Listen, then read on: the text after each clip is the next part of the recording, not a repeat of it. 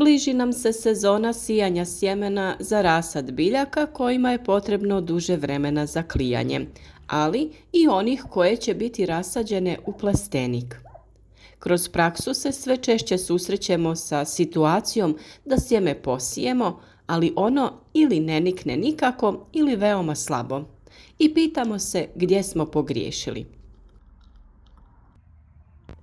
Ukoliko želimo potaknuti brže klijanje te povećati otpornost biljaka prema bolestima i štetnicima, umjesto hemijskih sredstava, sjeme povrća, začinskog i ljekovitog bilja možemo ojačati čajem od kamilice. On pospješuje klijanje i otpornost sjemena, a time ubrzava i razvoj same biljke.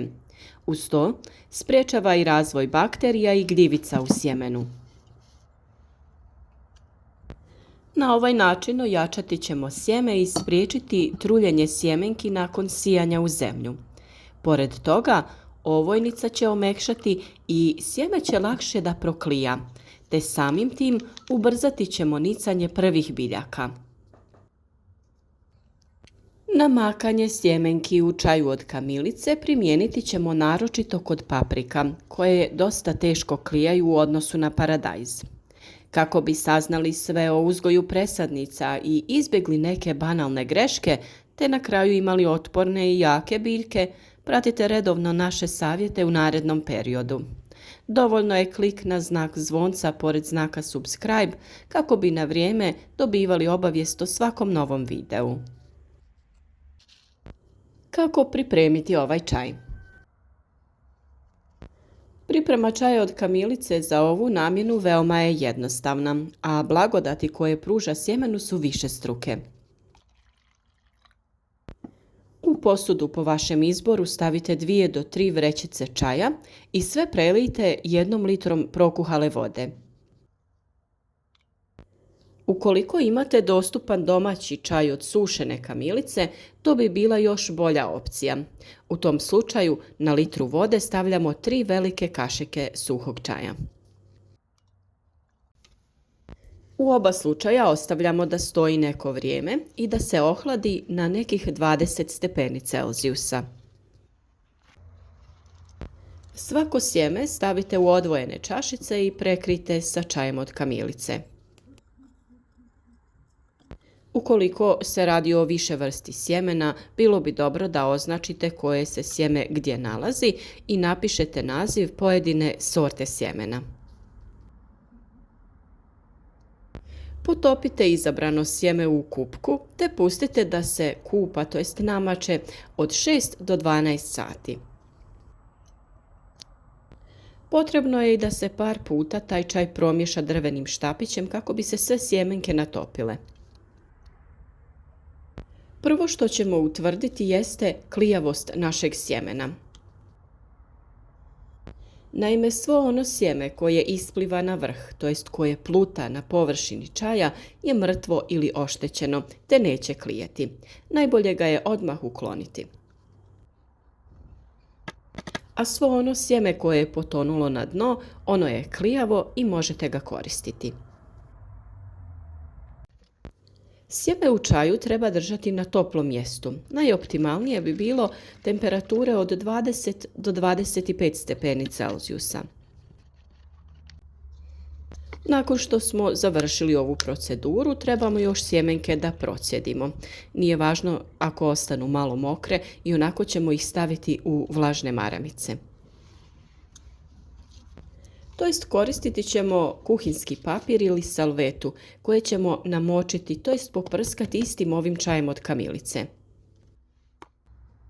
Mada se sjeme izvađeno iz ove kupke, to jest iz čaja od kamilice, odmah može posijati u pripremljeni supstrat, možemo također odraditi dodatno naklijavanje. Kao što sam rekla, papirne ubruse dodatno poprskajte ovim čajem od kamilice i poredajte sjeme. Potrebna vam je jedna ovakva kutija sa poklopcem u kojoj ćete moći da održavate vlažnost. Svako sjeme stavite u pojedinačnu maramicu i preklopite i više vrsti sjemena možete u ovu kutiju poredati jedne na druge. Nakon toga potrebno je da tu kutiju stavite negdje na toplo, gdje će temperatura biti između 20 i 25 stepeni kako bi se potaknulo klijanje. Ni u kojem slučaju ne smijete dozvoliti da se maramice u potpunosti osuše jer će sjeme propasti. Potrebno je svako toliko poprskati ih ponovno sa čajem od kamilice ukoliko bude potrebe. No pazite, ne smiju biti ni previše vlažne da vam sjeme ne bi istrunulo. No mislim da za prskanjem neće biti potrebe ukoliko budete držali u kutiji sa poklopcem jer se sa temperaturom i vlagom unutra stvara kondenzacija i stalno se ponovno ovlažuju ove maramice. Već nakon 2 do 3 dana primijetiti ćete da su sjemenke krenule klijeti, ovisno o vrsti sjemena. Na primjer, krastavac i paradajz klijaju dosta prije, a paprika nešto kasnije. Kada dođe vrijeme za presađivanje, budite pažljivi jer sjemenke koje su u međuvremenu već klijale treba pažljivo posijati kako se ne bi uništila njihova tek iznikla klica. Cilj biljnih kupki je pomoći sjemenu koje se sije u borbi sa potencijalnim bolestima koje ga mogu zahvatiti. Naravno, osim toga, cilj je i omekšati vanjsku opnu sjemena kako bi ono lakše proklijalo, dodati vodu sjemenu koje se sprema za klijanje. Samim tim cilj mu je omogućiti lakši razvoj prvog korijenčića i lakši prihvat biljke u supstrat. Isti taj čaj koji ste koristili za namakanje sjemena može se potom iskoristiti i za zalijevanje svježe posijanih biljaka.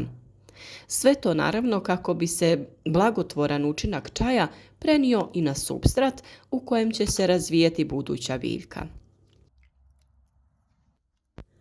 Sjeme je postalo mekše, nabubrilo je i većinom i proklijalo, tako da ćemo ga posijati u supstrat koji je specijalno namijenjen za sijanje sjemena.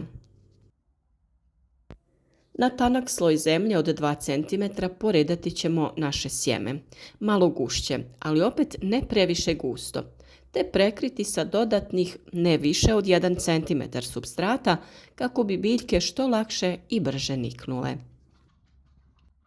Za zalijevanje, kao što sam rekla, možete koristiti čaj ili toplu vodu, kako bi zagrijali supstrat i kako bi sjeme imalo optimalnu temperaturu za pravilan razvoj i napredak. Najbolje će napredovati ako nastavite da održavate optimalnu temperaturu zraka kao i supstrata. Bitno je također obilno zaliti supstrat da bi biljka u ovom ranom stadiju imala dovoljno vlage, koju ćemo sa razvojem biljaka smanjivati. Naše kontejnere sa sjemenom staviti ćemo u klijalište koje smo pripremili, gdje ćemo održavati optimalne uslove temperature, svjetlosti i vlage, kako bi biljke što bolje napredovale. Daljnje zalijevanje ćemo obavljati po potrebi, ali nikako nemojte dozvoliti da vam se supstrat potpuno osuši, jer će se tada i samo sjeme osušiti. I napominjem da uvijek koristite toplu vodu kako bi održali toplu zemlju i kako biljke ne bi doživjele temperaturni šok od hladne vode. Već nakon nekoliko dana primijetili smo promjene. Lagano su krenule prve biljke da se pojavljuju. Paprika je niknula za 7 dana, dok je paradajz niknuo nešto ranije. Potrebno je održavati tlo vlažnim, dodati nešto hranjiva i pričekati pojavu 2 prava lista, nakon čega ćemo naše biljke presaditi, to jest pikirati u veće zasebne posude. Sve o uzgoju pojedine biljke ćemo posebno govoriti, o uslovima koji su potrebni za klijanje i nicanje, te kako im to osigurati. Vrlo je važno da se pridržavamo određenih pravila što se tiče temperature zraka i supstrata, kako bi biljke bile kvalitetne. Biljke koje su izložene bilo kakvom stresu, poput oscilacija u temperaturi ili suši, pa čak i velikoj vlazi, neće biti kvalitetne i otporne. Ukoliko želite, pratite redovno naše savjete I saznajte sve te male korake koji mogu činiti veliku razliku što se tiče uspješnosti uzgoja presadnica, pa na kraju i same berbe obilja plodova. Naš rad podržite sa lajkom ispod videa, podijelite ga sa prijateljima na društvenim mrežama. Javite nam se u komentarima sa nekim vašim iskustvima kako bi zajedno pomogli onima koji žele da se okušaju u ovom poslu. Isto tako, za sva dodatna pitanja uvijek smo dostupni u komentarima. Slike vaših biljaka podijelite sa nama na našoj Facebook stranici, te i tamo možete tražiti odgovor na neko pitanje ili nedoumicu, jer i mi imamo bolji uvid u vaš problem ako nam priložite i sliku. U svakom slučaju naš cilj je ugodno druženje sa drugim ljubiteljima biljaka, razmjena iskustava te pomaganje onima koji žele da nauče sve o uzgoju voća i povrća.